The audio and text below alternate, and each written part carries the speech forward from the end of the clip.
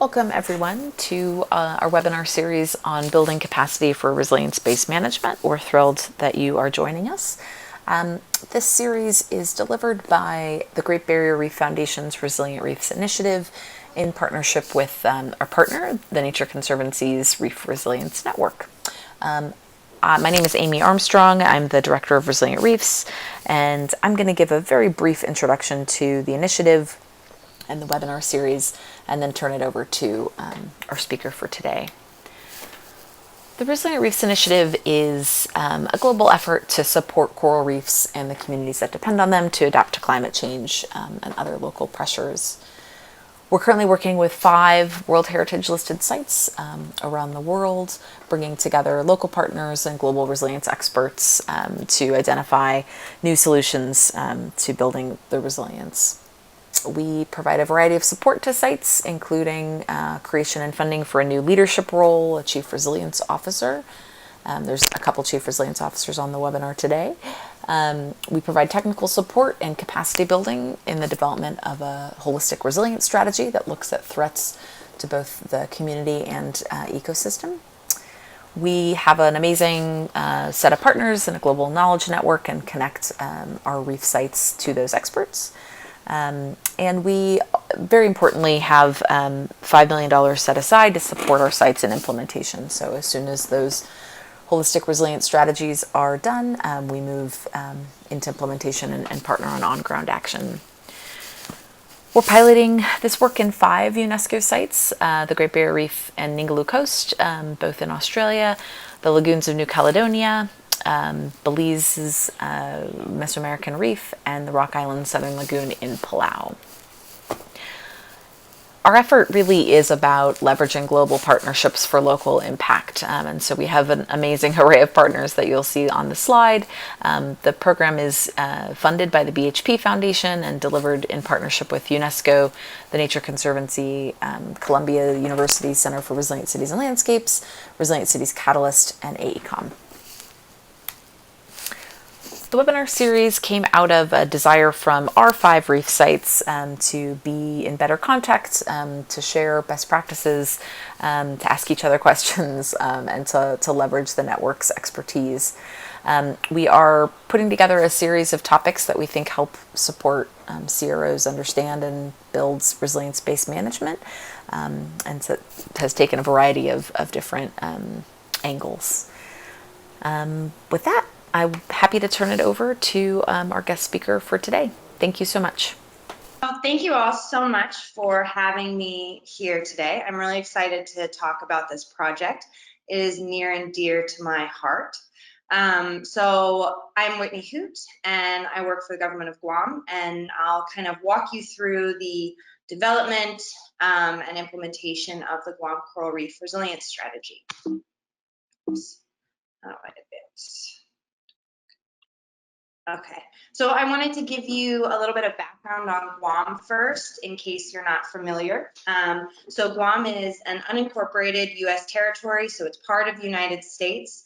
It is the westernmost point of the United States, so we like to call it where America's day begins.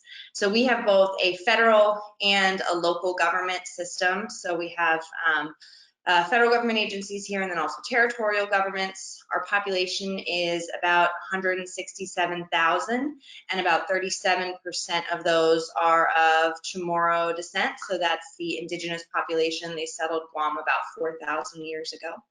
We get over 1.5 million tourists a year, so it's almost a ratio of 10 to 1 tourists to residents until the last few months, which has obviously changed drastically, and tourism supports 1/3 of jobs on our island. So that's obviously a big consideration in our management.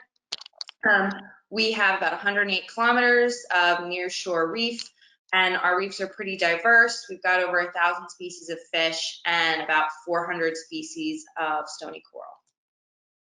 The resilience strategy is a tool for adaptive strategic management. We've used it as an opportunity to engage and inform key stakeholders. It's a mechanism to increase the effectiveness of coral reef management efforts on Guam. It's also a guide for funding projects designed to reach this common goal of coral reef resilience. And then our hope is that this is going to be a living document and not a plan that's going to sit on a shelf. So to give you a little bit of information about how it was started, so we previously had local action strategies, and that was kind of our management plan. And so those were actually originally drafted in 2003. They were adapted, and then they were kind of in effect from 2010 until 2015. And the Coral Reef Resilience Strategy, which was developed starting in 2016, which is when I came on board with Gov Guam, is in effect from 2019 until 2025, at least more or less in its current version. So this is kind of a list or some logos of the partners who were involved in development of the strategy, and to explain a little bit where it came from. So I was brought on as a 2-year National Coral Reef Management Fellow in January 2016, and I was working for the Bureau of Statistics and Plans, who at the time housed the Guam Coral Reef point of contact. And now I have kind of moved over to the Department of Agriculture, where the point of contact is now housed. So the strategy doesn't really belong to any one agency. It's really kind of under this umbrella. And so we call it the Guam Coral Reef Initiative, which was actually founded by executive order in 1997, just kind of this, a very broad group of entities. But when we were working on the strategy, we made a logo and branded it and really presented it as, this entity. So that's kind of allowed us to have more collaboration and cooperation and kind of create this, slightly more formal group.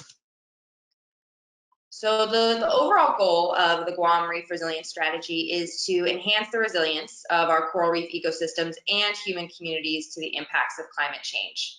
So the objectives are to reframe our management efforts in the context of coral reef resilience, to increase cooperation among agencies, decision makers, educational institutions, NGOs, fishers and other resource users, communities, and the private sector. We really want to prioritize implementation of interventions. So beyond just doing research and doing monitoring, we really want to prioritize implementation. And then we want to kind of take this focus that we had on very reactive management and shift to more proactive, adaptive management. And a lot of what we were, when we were going through this process, we thought a lot about this adaptive management cycle. And many of you have probably seen this graphic. So we're kind of, really put a lot of emphasis on the left-hand side. So how do we evaluate, learn, and adjust as we're going through? Not just have kind of a static list of things we want to accomplish, but as we go through and work on our objectives and actions, we want to be responding to changes that we see and responding to the effectiveness of various interventions. The audience for the strategy is all local and federal agencies that either manage reefs directly or indirectly, or conduct activities that may impact reefs. Also elected and appointed officials and any other key decision makers, including agency leadership and the business community. NGOs and community groups, private entities that impact or rely upon reefs, such as tourism and the fishing industry, and also grant makers and foundations. So we use this document a lot when we're applying to grants, and we're able to, if we apply for a certain project, we can say, well, this project was emphasized as, a priority within the Guam Coral Reef Resilience Strategy, based on input and feedback from X number of stakeholders over this 3-year process. Please give us some money to do this because we all think it's really important. So within the strategy, I'm going to go through a little bit of like what the strategy looks like and some of the contents, and then I'll kind of dive back into how we got where we did. So we ended up with 5 target outcomes with goals, objectives, and actions. So we have effective fisheries management, decreased land-based pollution, increased coral reef and restoration, sustainable recreational use and tourism, and human restoration, and human community resilience and climate change adaptation. And these are our target outcomes. One thing I'll point out, you see they have letters and not numbers. We had a couple of participants who didn't want them to be numbered because they didn't want it to look like one was more important than the other. So we thought that was a good idea and went with that approach. So each outcome, these are our 5 outcomes, those are the key focus areas for management. They each have a goal under them, and that's kind of what we want to achieve by 2025. And then there are objectives and actions under those goals. So we have about, I believe it is 40 objectives under the 5 outcomes, and then I think about 140 actions. So the objectives, these are kind of more specific targets that we need to achieve to reach a goal. And then we have the actions, and these are very specific project procedures or techniques to realize an objective. So I just kind of wanted to go through briefly with some of the ones that I think were really well thought of, and kind of describe how this is designed to get us both social and ecological resilience. So I'll go through one for each outcome. So under the fisheries outcome, one of our actions was to engage all sectors of the fishing community. So that's residents, immigrants, commercial, recreational, in climate change impact monitoring through the Eyes of the Reef program. I think we've done this to some extent. This is a community program that allows people to submit reports when they see things like coral bleaching. So next, under our pollution outcome, using community participation, we want to install green infrastructure. So that includes like green roofs and rain gardens at one school, one hotel, and one shopping center in Tumon, which is our big tourist area by the end of 2022. Under response and restoration, we want to outplant coral fragments and or sexual recruits at 2 sites in priority areas by the end of 2021 and implement community monitoring and maintenance. So our kind of community engagement is pretty crucial through all of the components of this document, because we think that without really effective engagement and buy-in, we're not going to have behavior change, and we're not going to have support. Also developing and implementing a tourism-based sustainable finance mechanism to support coral reef management, conservation, and restoration. This is something that we think a lot about because we get a lot of tourists, and it would be great if we had some kind of green fee like Palau does to get a little bit more benefit from these tourist dollars going to management and conservation. So this is something that we're actively working on. And under this last one, so human community resilience, we want to compile socioeconomic data and conduct further studies as needed to measure climate change awareness and how impacts are experienced and perceived. And then use this information to kind of establish educational programs and also figure out how can we help people both better understand climate change and also adapt to it. So these are some of the major milestones that we went through. I'll kind of run through them in a little more detail on the next slides.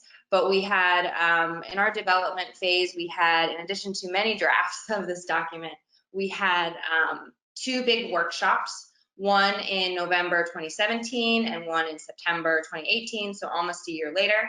And then we worked on communication. So we developed a strategic communication plan and also some communication tools. And then the next stage kind of took it up to a higher level, and we had 2 executive orders, one that kind of formed an advisory working group and one that formally adopted the resilience strategy.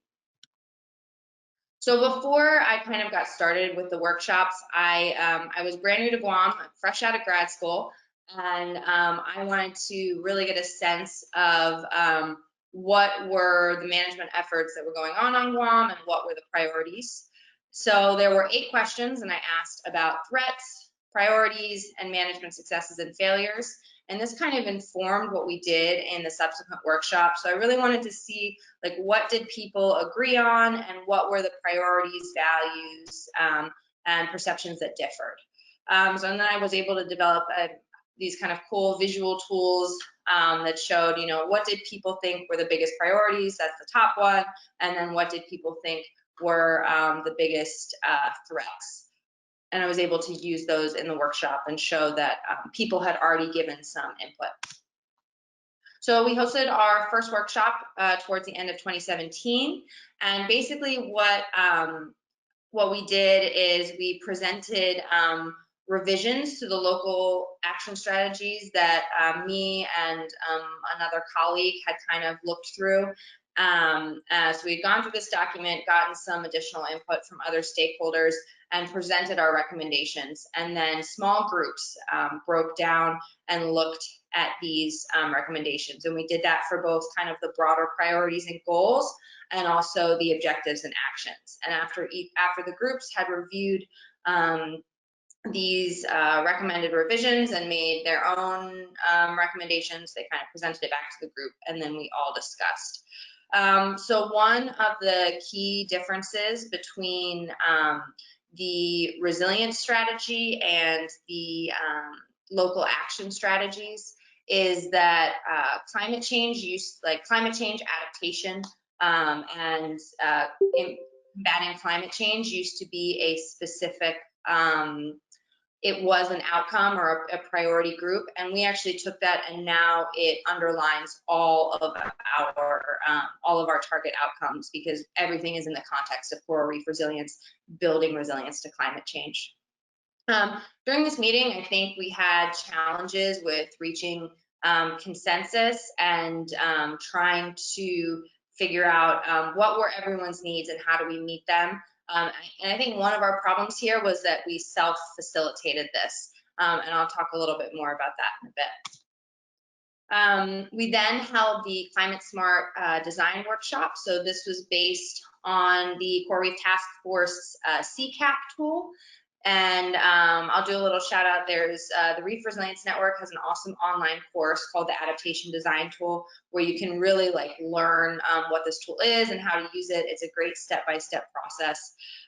So we revised our objectives and actions to be climate smart and really focus on making them more place-based. So what I mean by climate smart is that when you're thinking about doing a specific intervention, so if you're going to do reforestation in a certain area to decrease land-based sources of pollution and increase water quality for coastal coral reefs, you can think about not only what is the precipitation and the storm frequency like now, but what is it going to be like in 20 years from now? So you can make decisions that are based on future climate change projections and hopefully make your interventions more successful into the future. And for this one, we did have a professional facilitator and trainer, and I think that was really useful.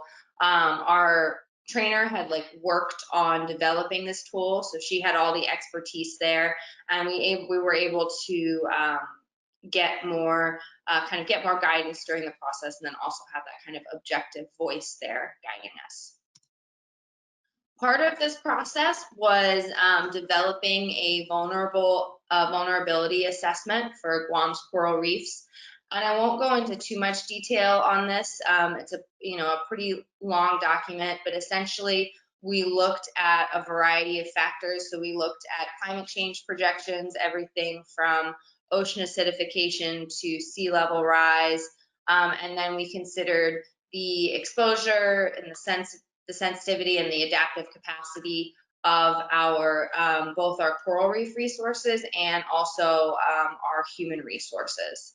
And overall, we've got our reefs are in fair condition, but the trend is declining. So we are actually we have high vulnerability. Guam had 4 coral bleaching events in 5 years, and we were kind of along with CNMI, we were kind of the first place where that had really happened, and it really took us by surprise. We lost about a third of all of our coral cover island-wide in this 5-year period. So we're we're well aware that we have high vulnerability, but we're pretty well aware that this was important for kind of guiding us in the workshop and seeing what are the threats, what different aspects of climate change are threatening us, and kind of where are some of those weak points where we can try and increase our resilience. So in 2019, we had 2 executive orders. In March, after this document had kind of been, almost fully completed, and it was shopped, it was discussed with different agencies. This executive order founded an advisory working group that was made up of agency directors, and this was established to review and revise the document. So what this group ended up doing was they kind of created 5 outcome-based working groups. And these groups met, so one for each outcome. They met and they revised the objectives and the activities under their outcome. And then I compiled all of their recommendations, incorporated it into the resilience strategy, and then that was reviewed and approved by this working group. And then in June, the resilience strategy was officially adopted by Gov Guam by executive order. And there was a signing during the 5th Guam Coral Reef Symposium, which was this conference that we hold every other year or so. And that was actually like a really good press opportunity. We had about 200 people there, and it was kind of held under the blanket of this larger conference. So that, really helped us get some media coverage and get our share what our process had been, share this kind of success that had happened, and also get some good media coverage from it. So in addition to the resilience strategy, we also have an implementation and evaluation plan. And I think that this is pretty important. The first component is tracking the success of the resilience strategy through outcome-based working groups, so through these 5 groups. And in the IEP, we have specified very specific agencies that are required to participate in these groups. Each group has an annually rotating chairperson, and the goal of that is to kind of reduce the burden on any one person and avoid burnout. So every year the group will select a new chairperson, and this group meets biannually. And during their biannual meetings, they run through an evaluation framework that has specific questions about what is your progress towards completing the objectives and actions under your outcome, and what is working well, what isn't, and then based on specific indicators like number of hectares of coral reef restored, something like that. And then each one of these groups will develop a summary report. The next component is that a leadership committee will evaluate all of the summary reports. So the key standing members are the 5 chairpersons from the outcome-based working group. And this leadership committee reviews all of these reports and then provides feedback. Then the committee will do annual and 5-year evaluations on kind of like a broader scale. And this is really the opportunity to kind of have this back and forth process where the groups give their reports. It just doesn't go sit on a desk somewhere. It actually gets evaluated and assessed. And that's, of course, all part of adaptive management. And the last kind of third step is modifying activities and interventions as needed. So the idea is that every year there will be a workshop, and the different outcome groups and the leadership committee, they're going to present their reports and then the findings of their evaluations.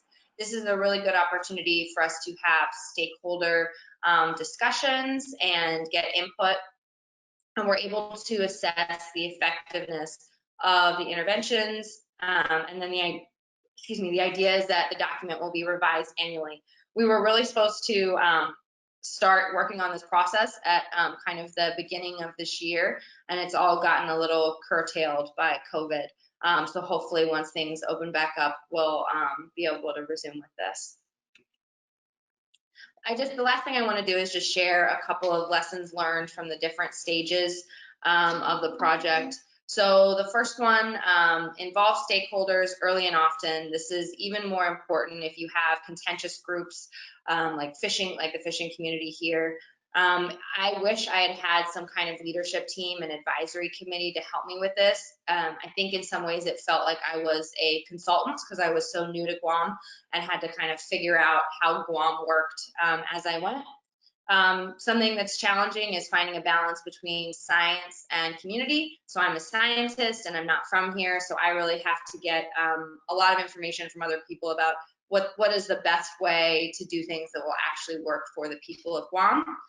And then it's important when you host a workshop or any kind of meeting really to bring something to the table, but you don't want people to feel like the work has already been done or it's too late for them to give real input.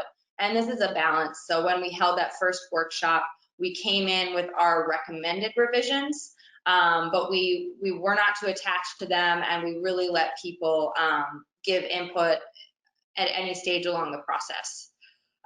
Document everything that happens, all of your meetings, workshops, and drafts, and you can include that in your strategy, and hopefully that that kind of helps other people do this similar work.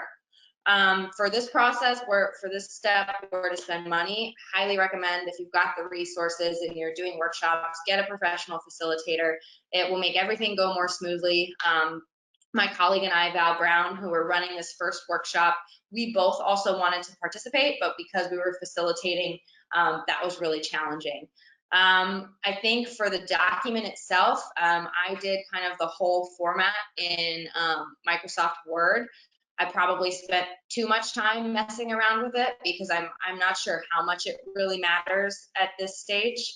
I think we don't have like a ton of resources here, so I probably wouldn't invest in that for the development of the document itself. Be prepared for the development and kind of everything to take longer than you might expect. I thought I was going to come in 2016 and have it done in a year and a half, and I finished middle of 2019. So there you go. I would during these meetings, avoid getting bogged down in language if you can. Define terms as we did with like outcomes, outcomes and activities and actions.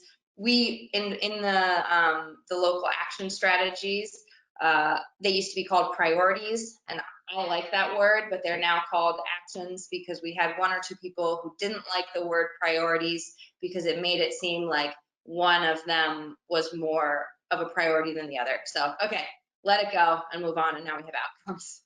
And the last one is SMART objectives. Sometimes they work and sometimes they don't. Many of you may have seen this before. So SMART objectives are specific, measurable, attainable, realistic, and time-bound.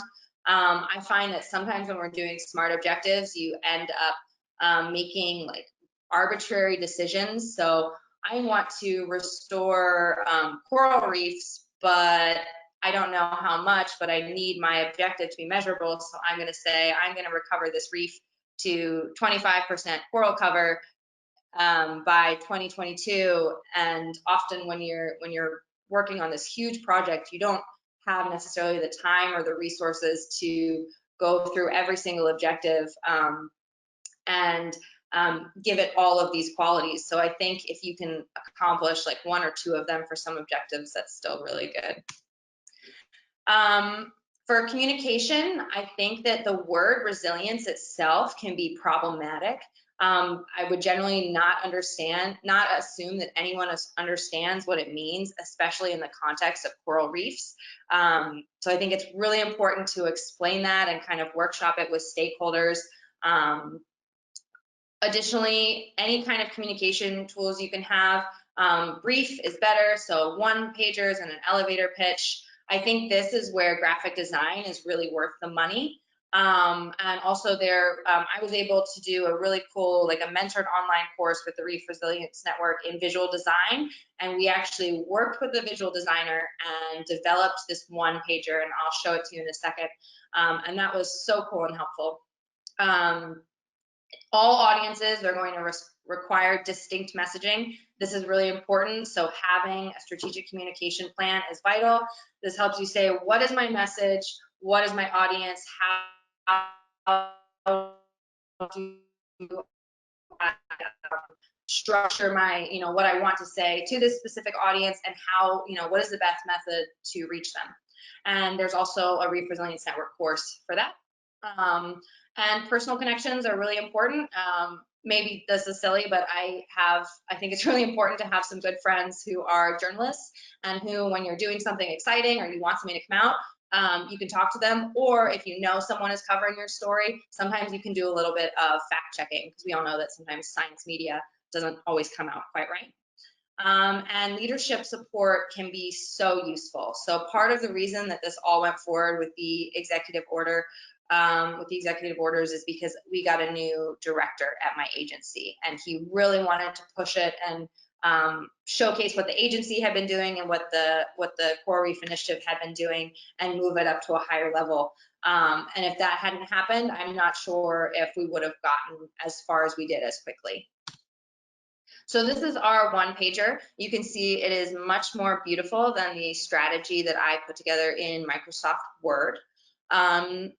This was also a really cool opportunity to kind of work with a graphic designer who really knows people and really knows marketing, and see like what is important, what isn't important, and what are kind of the most effective ways to communicate. We use this product all the time. Because most of the people who I communicate with, senators and the governor's office and agency leadership, they're not going to read my 70-page document. So to anyone who did actually read it, thank you, that's awesome. And the last stage is implementation. So something I've realized through this is that the process may actually be more important than the product itself. So this really allowed us to kind of strengthen relationships, and also kind of clarify the expectations and roles of both people and of agencies. We have a pretty small management community here. So it kind of helped us see like, what are people willing to do, what are they able to do, where can they collaborate, and now we kind of have this stronger blanket under the Guam Coral Reef Initiative, which I'm really proud of, and I think it's kind of carried through. We're currently doing strategic planning for coral reef restoration, and I think those relationships that were strengthened through this process have really helped us be successful in that. I would say have a plan for implementation, but be very flexible. Timelines can shift. You can have a pandemic. Just be willing to change your time frame and change your methodology. Something I'm worried about with implementation is that these biannual meetings and the reports may become too cumbersome for the people involved in our outcome-based working groups, so we may end up shifting it to once a year. When you have an administration shift, I think everyone who works in government knows that this can cause drastic changes. So I think it's really important to think about, how does this affect the time frame of your strategy? Do you want it to be a 5-year or a 10-year strategy? And it's sometimes great, often great, to have high-level leadership involved, but it can really make the process a lot more complicated. And then you get a lot of voices in there, and often these are voices that come in at the end of your process. They haven't been there through the whole strategy development, and then they have very strong opinions. So balancing that is really hard. I don't have an answer to that. And then again, like, when and how often should you revise your strategy? It's kind of this balancing game between putting resources into working on the strategy itself and making your plan really good versus doing implementation. And that's something we struggle with here. And then I think it's really important to have like a framework for evaluating success, just where you're looking at specific questions and indicators so you can measure things consistently over time and go back and adapt. And that's all I have. So, Suzuos Maasi, thank you very much.